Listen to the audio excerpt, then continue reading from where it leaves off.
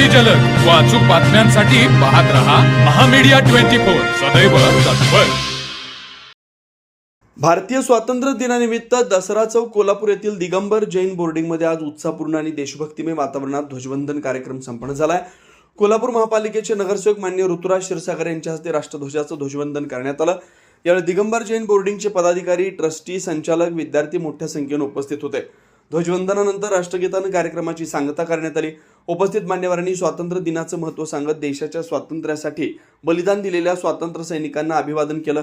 या कार्यक्रमास दक्षिण भारत जैन सभेचे चेअरमन तथा बोर्डिंगचे संजय शेटे, बोर्डिंगचे चेअरमन विजयकुमार शेट्टी, कोल्हापूर विभागाचे ट्रस्टी सुरेश रोटे, बोर्डिंगचे संचालक माधव उपाध्ये, पापा चमकले, सूर्यकांत पाटील, शीतल चौगले, सुचित हेरवाडी यांच्यासह अन्य पदाधिकारी, कर्मचारी आणि सर्व विद्यार्थी उपस्थित होते.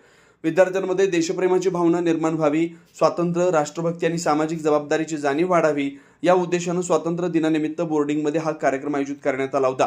कार्यक्रमाला उपस्थित विद्यार्थ्यांनी उत्स्फूर्त सहभाग नोंदवला. यावेळी उपस्थित मान्यवरांनी विद्यार्थ्यांना शिक्षणाच्या माध्यमातून देशाच्या प्रगतीत योगदान देण्याचं आवाहन केलं. कार्यक्रम उत्साहपूर्ण वातावरणात पार पडला.